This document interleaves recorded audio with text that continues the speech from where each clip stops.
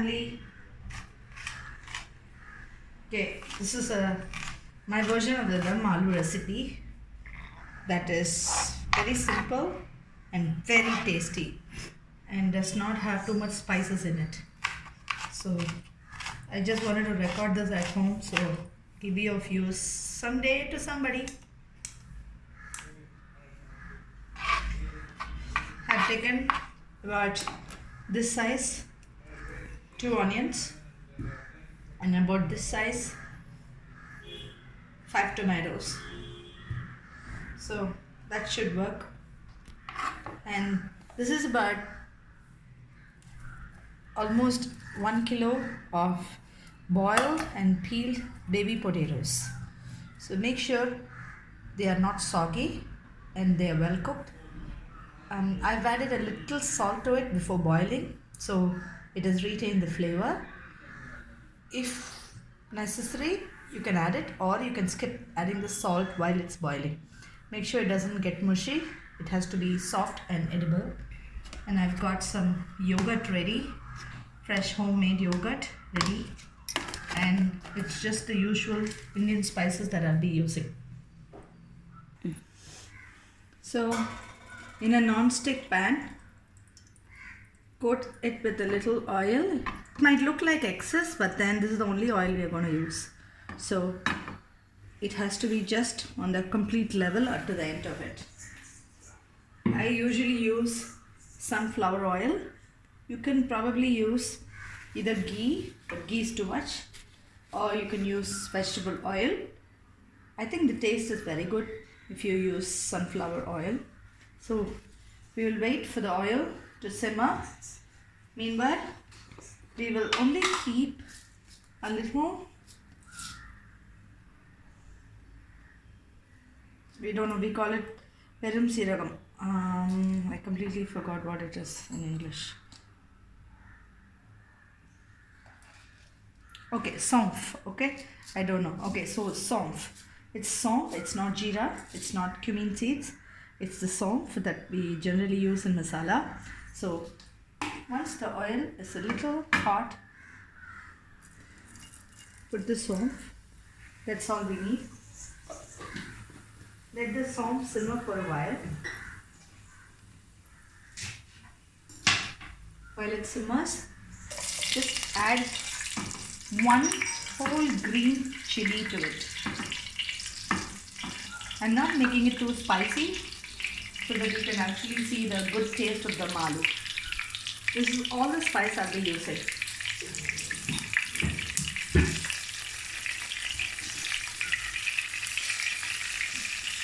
So once the oil is ready, we are now going to empty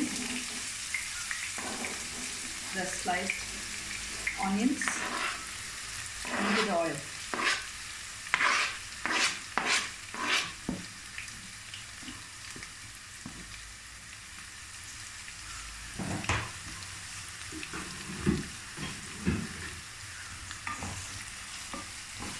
And we're going to let the onion be in the oil and let it simmer until it turns golden brown. This will get out the best taste of the onions.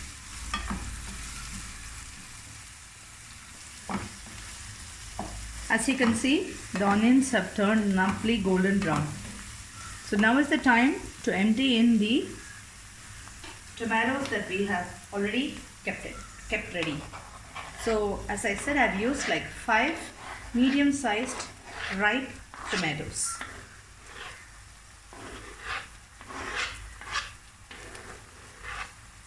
So it's 2 big onions and about 5 ripe diced tomatoes.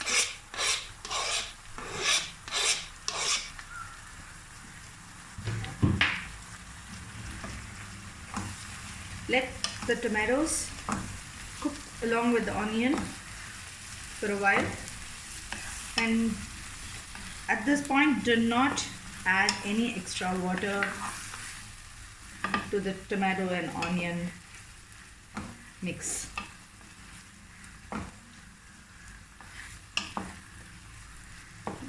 While the tomatoes are cooking, we're going to add the usual Indian spices at home.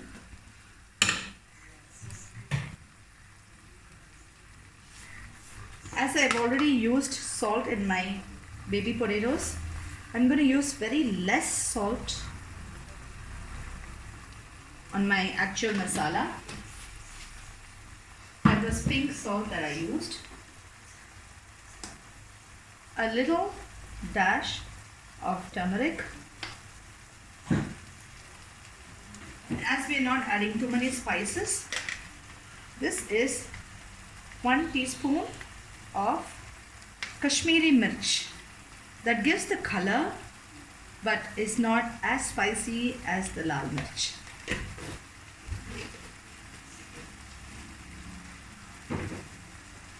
And a dash of hing or asafoetida.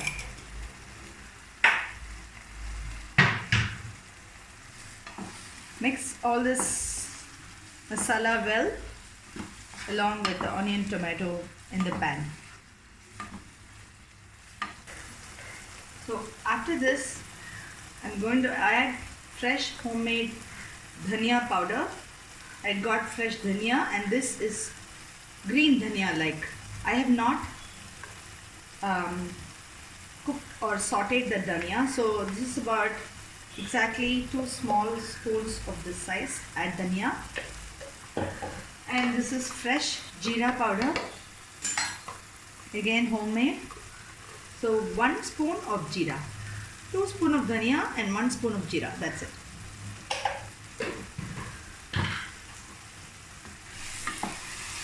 So this is the time to put the fire in low and let the masala simmer nicely.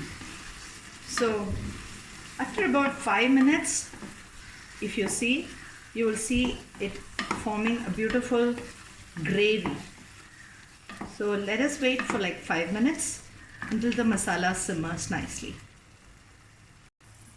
So now it's 5 minutes we waited, and if you see, the oil has come on top of this paste and it has given out a natural thickness to it. So I recommend you not to add water at the moment. Now we're going to be emptying the boiled and peeled baby potatoes to this gravy.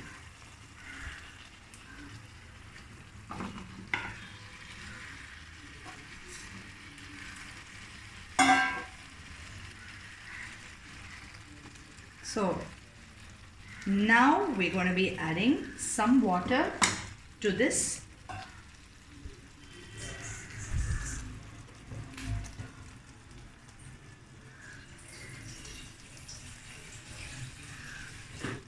We're just going to add some water to make sure the water is exactly keeping the potatoes underneath, and no more than that.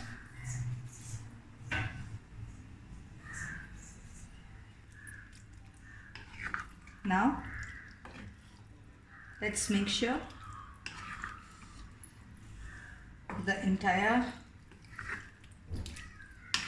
thing is thoroughly mixed with the paste underneath, and we will let this cook for some time.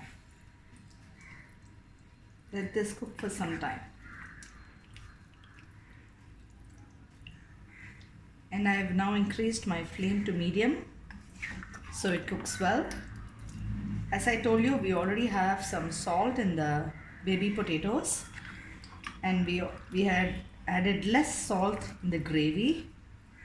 I have not added anything else other than what I was telling you. So this will be a very healthy Dum Aloo, my style. I don't know, I cannot call it anything else. It'll be a healthy Dum Aloo, my style, without much spice. And we will let the potatoes now merge and nicely cook with the gravy. So it'll probably take about 10 minutes. So let's come back in 10 minutes. So now it's now actually about 10 minutes since we last So if you can see, there is a beautiful layer of all the masala mixed with the aloo, and the water that we had poured earlier has become considerably thick. Now there are some people who use a lot of masalas in it, but as you see, mine is a very simple, my version. You could try it, you will like it. And now I'm going to add homemade curd. So this is curd, and make sure the curd is sour. It should not be like milky. It should be sour and free of the clusters. So I have this curd with me, but I'm not going to add too much. You see, I'm going to add 1, 2, 3 and 4. 4 servings of homemade yogurt without the clusters. Now we're going to mix it very, very slowly. Sometimes if you add watery curd, it becomes very thin and you won't get the gravy as tasty as it has come out now.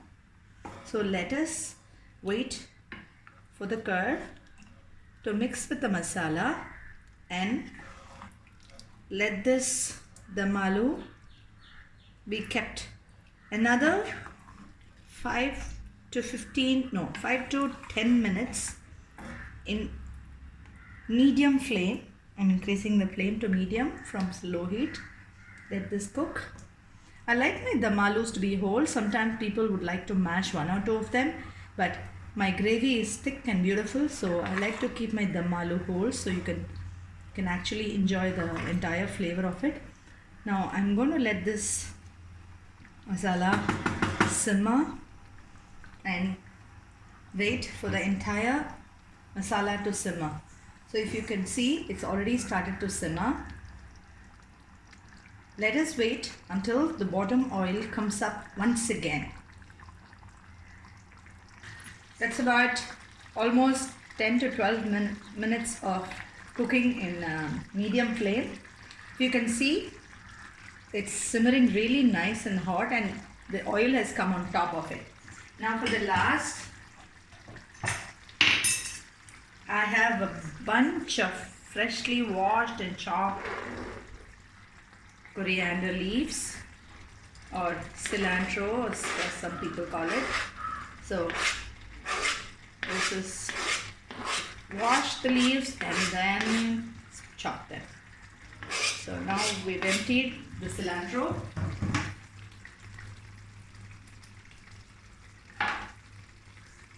So as it still simmers,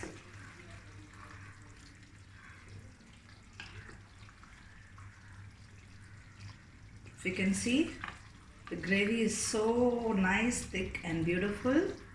And believe me when I say it, there is no other extra masala in my version of the Dum Aloo. It is very simple, completely delicious. And actually, you should now switch off the flames, otherwise you will not have any of the gravy available along with the Dum Aloo. It's always best to serve with the gravy. And I'm switching off the flames and let it sit. So there's the Dum Aloo for you. So there's the Dum Aloo for you, and I'm going to taste just one Dum Aloo. It's kind of temperature hot, so I should be really careful. So if you see the consistency, it has come out so beautifully. Look at the gravy with all that colors. I love to add some colors in my cooking, and this is all typical Indian spice colors. And my aloo is so beautifully cooked, and all the spices, if you can see, has gone into the aloo, and I'm going to actually taste my own Dum Aloo. It's temperature hot.